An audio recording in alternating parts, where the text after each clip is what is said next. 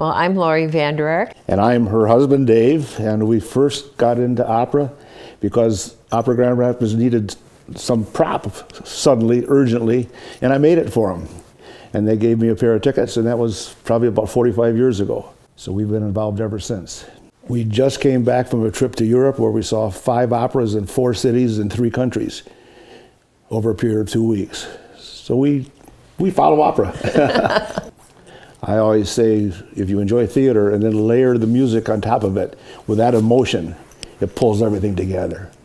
I think one thing people should know about opera is the use of supertitles. Operas are typically done in the language they were written in, but then English supertitles are projected.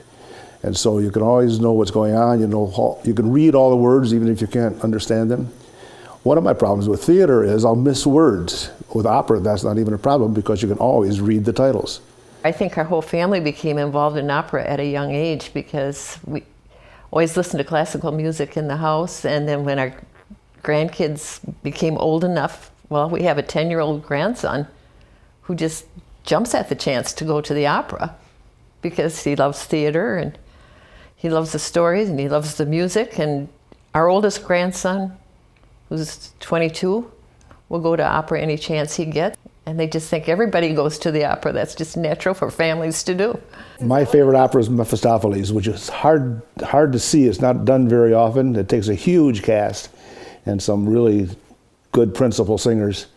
But the music in it is just glorious. I like Traviata because I just enjoy that opening scene so much, and then just watch the whole love story dissolve. In the end, I'm sitting there in tears. What's the emotion of opera? I still cry every time I see Madame Butterfly, stupid as it may be. But they do things on stage, like the Turandot poster. The colors are so vivid on stage, you get retinal burn. And when they blank the lights, the colors all flip on your eyes.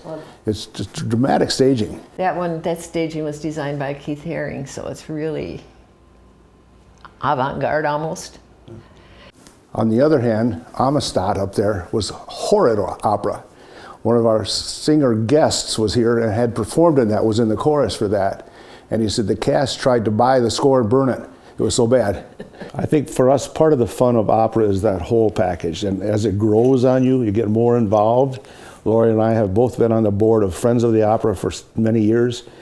And so you make more friends and more contacts, and then singers stay here, you know more people, and the whole thing grows as an entity.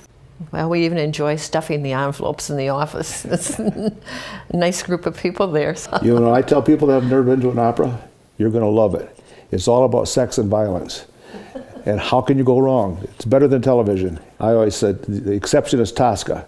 There the sex gets prevented by violence. Oh, I think the thing we like most about the opera would be everything rolled into one. All the art, you've got the staging, you have the music, you have a plot. It may be silly, but still it pulls you along. So it's just everything all together. It's the theater, the music, everything we enjoy.